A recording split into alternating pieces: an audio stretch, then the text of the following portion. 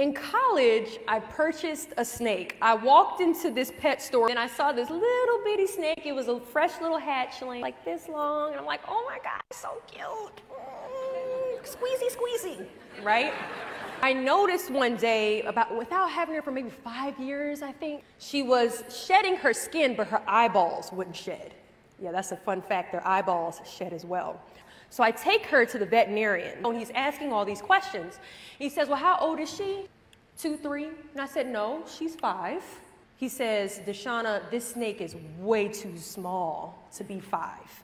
And I said, well, hold on now. I've been working hard to keep this snake alive. I don't know what you're talking about, but this must be some sort of disability, like a ball python disability or something. So then he goes on to say, well, what's the size of her tank?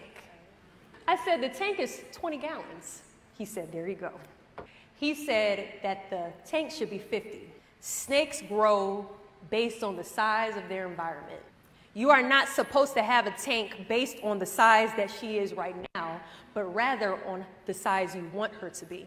Some of you have an environment that's way too small for you.